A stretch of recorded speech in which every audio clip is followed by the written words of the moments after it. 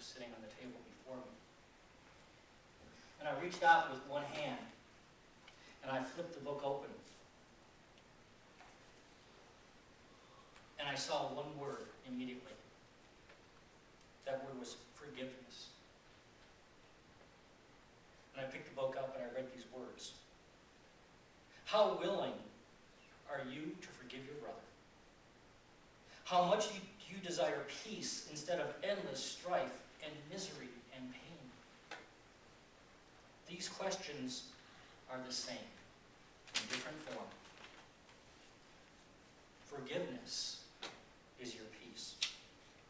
For herein lies the end of separation and the dream of danger and destruction, sin and death, of madness and of murder, grief and loss. This is the sacrifice salvation asks, and gladly offers peace instead of this. The sacrifice of salvation is the release forgiveness offers. The release of an eye for an eye, a tooth for a tooth. The release of revenge. The release of, she harmed me, he hurt me. They did me wrong. It's letting that go. Letting it go. And the teaching here goes on, how lovely is the world whose purpose is forgiveness of God's Son, God's daughter. How free from fear, how filled with blessing and with happiness.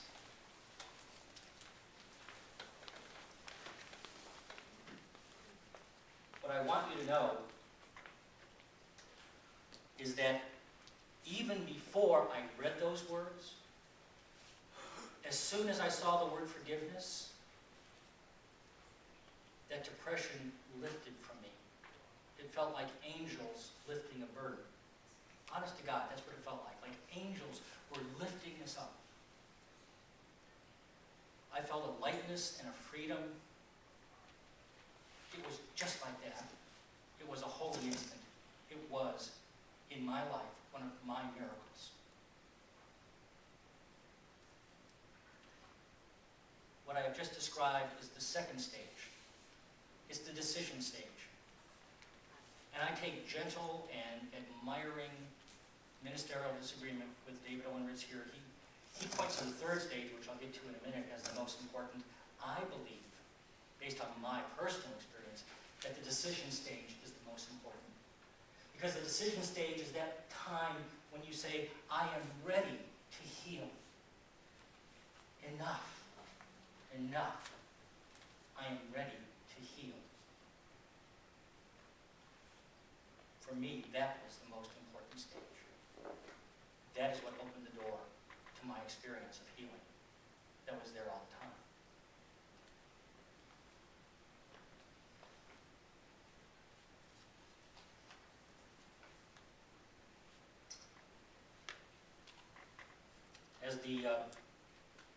As soon as I got done reading those words, I brought to mind, in prayer, the man who sued me. And I sent him light and love. And I did that every day for weeks and months to come. About 3 weeks after I had that experience, I attended a court hearing. And we were there to attempt to settle the case. And as I walked into the courtroom, I saw this gentleman sitting about 2/3 of the way up. And so I started to walk toward him. And he sensed someone coming, and he turned and saw me. And as I walked up to him, he extended his hand. We shook. And he said, you know, Dana, we really never had anything against you personally. We were just protecting our own interests. And I said, I understand.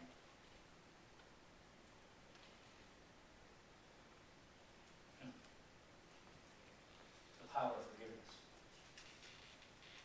The following week,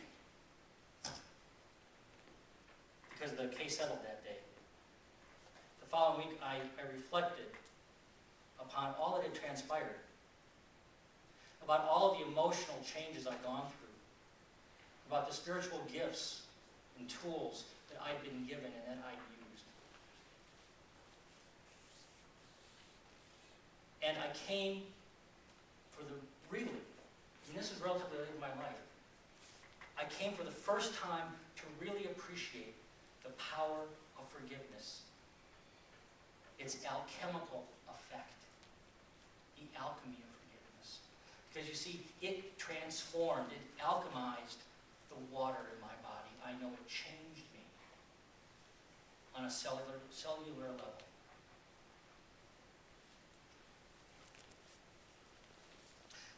The third stage is called changing your mind. It's the time that you take a look at your experience and you reframe it. What you do is you look for the gift. What is the gift here for me? What is the blessing here for me? I also call this, my own personal phrase for it is called changing the meaning. Changing the meaning. Because we all know this, but I need to remind myself of this so often. Meanings are not out there. All of my meanings are in here. I choose them. And I get to re-choose them as often as I choose. I can be very choosy. It is my feeling, my belief, that when we do ultimate, you really want to know the fourth, because I said there are four.